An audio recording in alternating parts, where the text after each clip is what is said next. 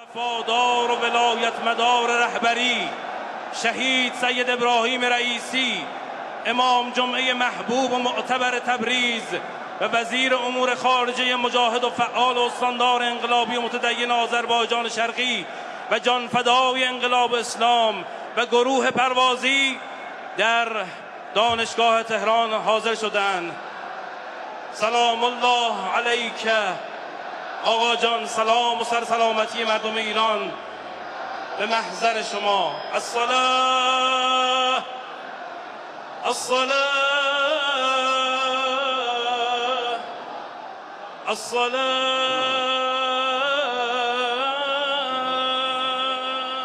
الصلاة الصلاة الصلاة.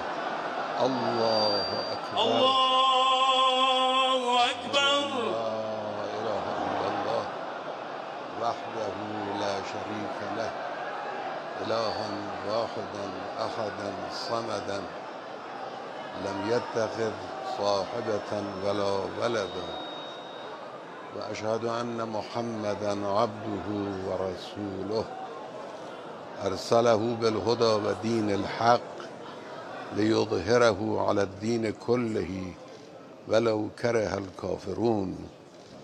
الله أكبر. الله أكبر.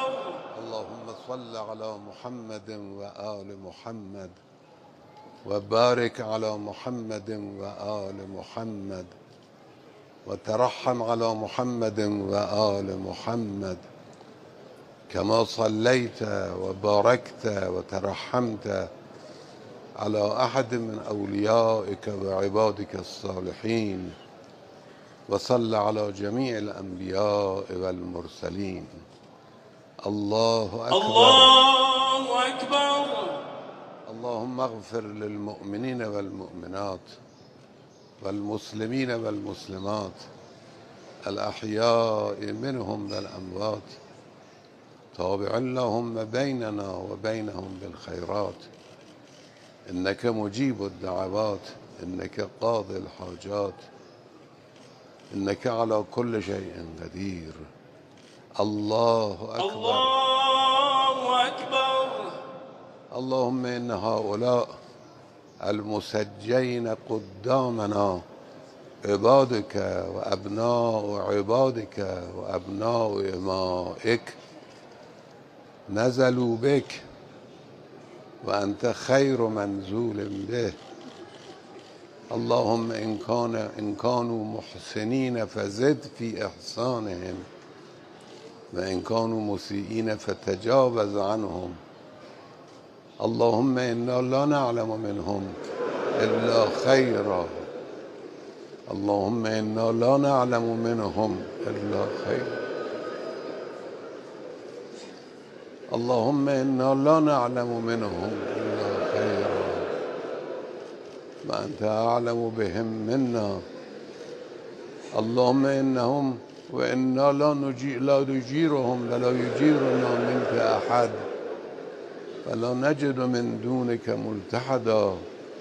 اللهم اغفر لهم. اللهم ارفع درجاتهم. اللهم ارحمهم. اللهم احشرهم مع محمد وآل محمد. اللهم أعل درجاتهم في العليين وصل على محمد وآله الطاهرين. الله أكبر. الله أكبر. رحم الله من قرأ فاتحة مع الصلوات.